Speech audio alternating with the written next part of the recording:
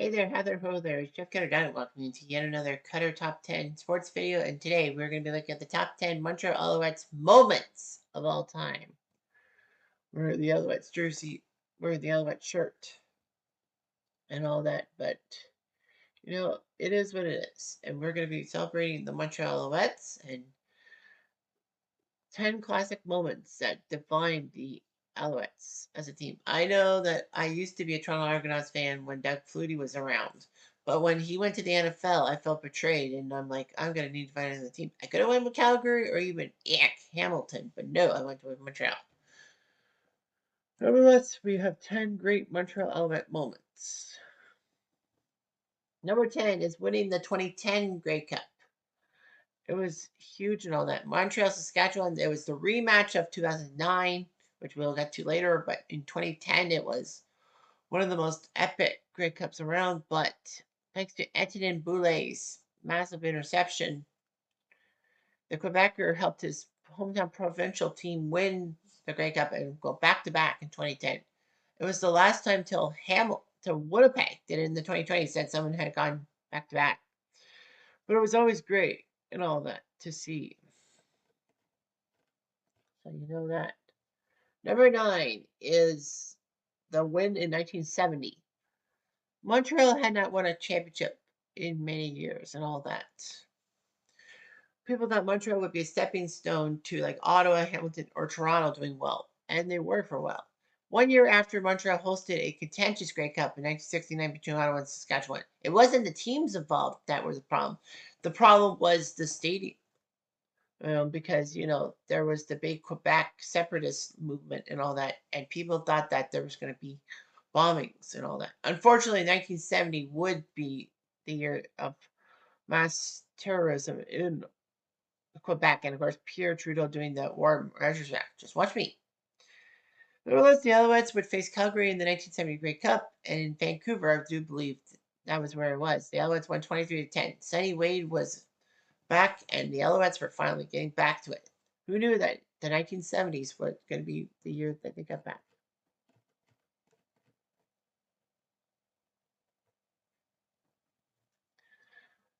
Number 8 is the 1974 Grey Cup.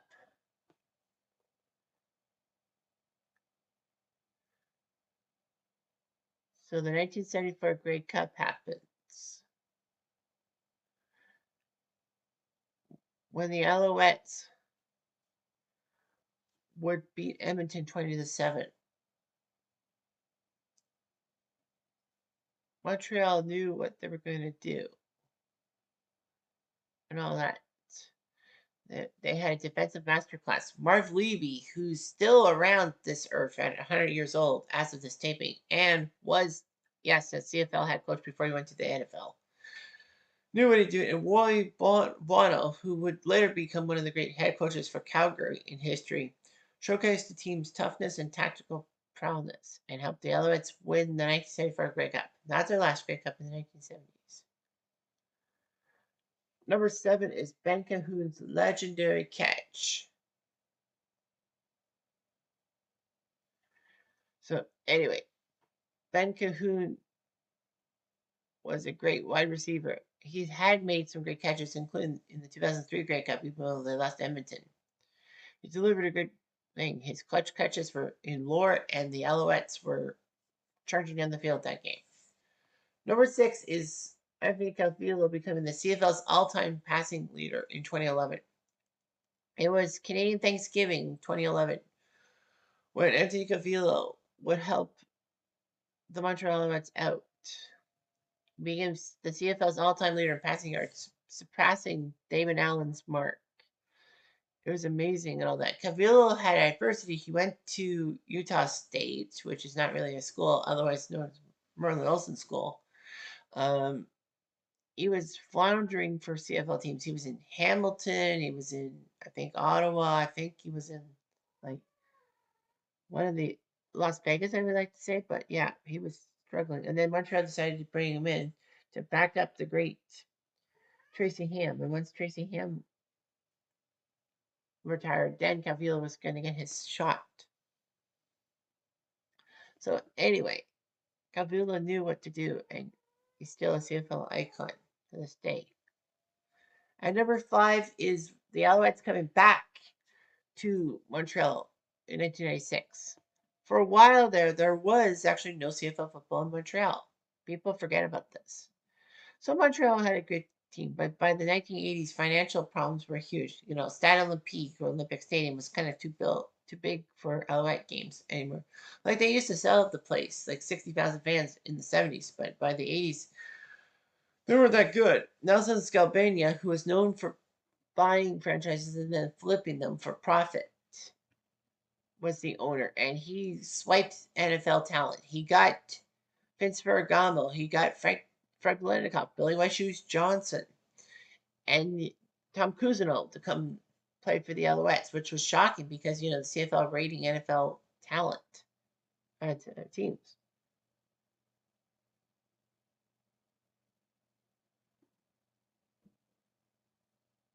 So anyway, the Alouettes did what they could, but yeah, they were falling flat. They were called the Concords at one time, and then days before the 1987 season even started, they folded, which was shocking.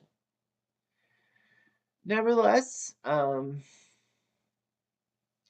Montreal did get their team back in 1996, mostly because of the CFL US's failed experiment into, like, the Deep South.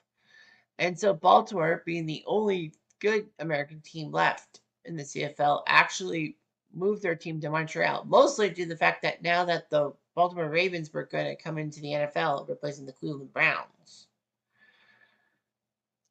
Montreal needed a team. Baltimore needed to find somewhere that would hold it, and they found Montreal without a franchise for years, so they did it. All that. There was emotional homecoming and all that. Number 4 is Grey Cup 2023. Winnipeg were the massive juggernauts of the 2020s, and everyone thought Winnipeg was going to win their third straight Grey Cup in 2023. I was happy when Montreal got to the Grey Cup. Montreal had to face one of the toughest teams in CFL history, the 16-2 2023 Toronto Argies, or Argonauts, if you should know.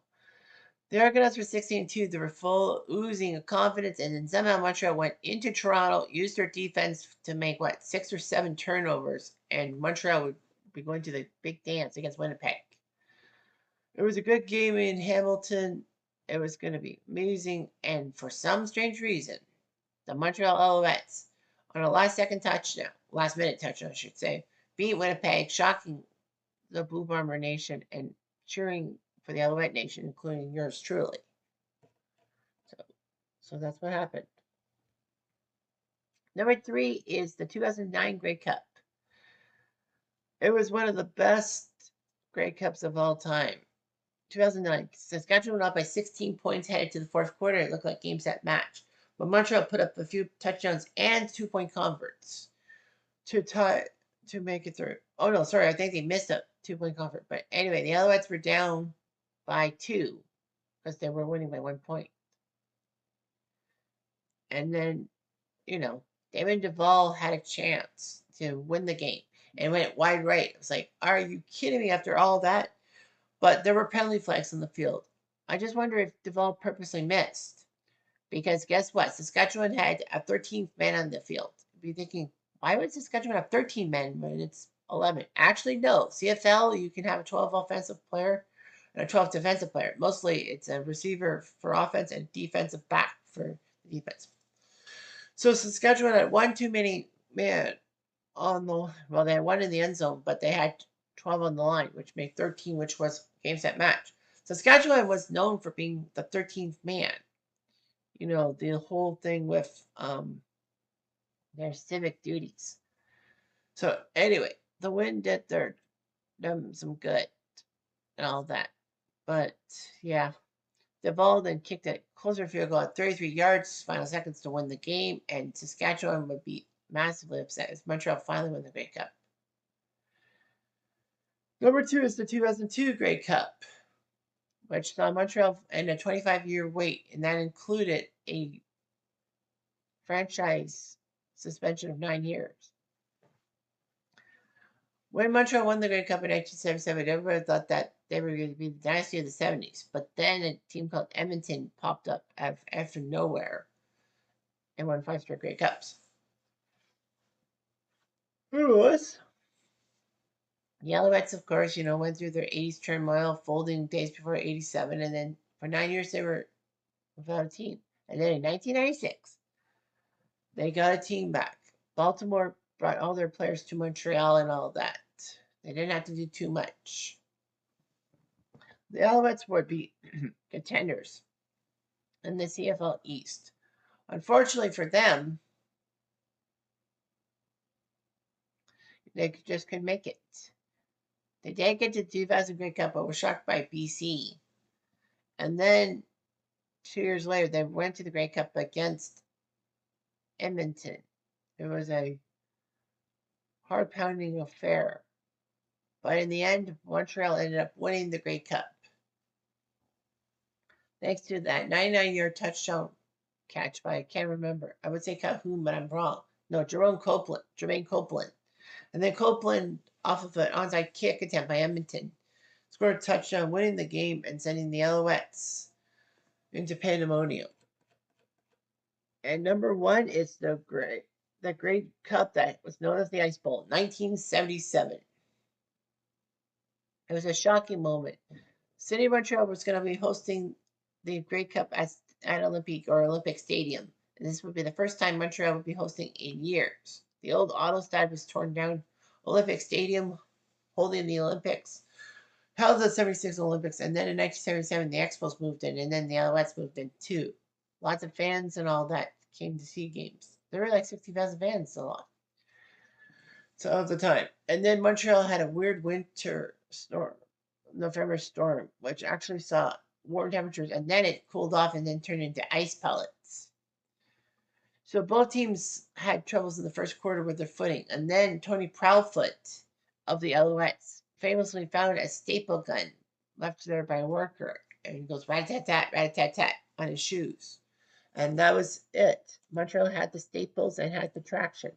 They didn't tell anyone, obviously. But yeah, that was what happened. And, the rest is history. Montreal wins 41-6. Don Sweet sets the record by getting 23 points, like field goals and extra points combined, to set a Grey Cup record. And the Alouettes won it for Marv Levy. I mean, Marv Levy would leave the next year to coach in the NFL for Kansas City and Buffalo, among other teams. But yeah, it was a nice send-off for Marv Levy.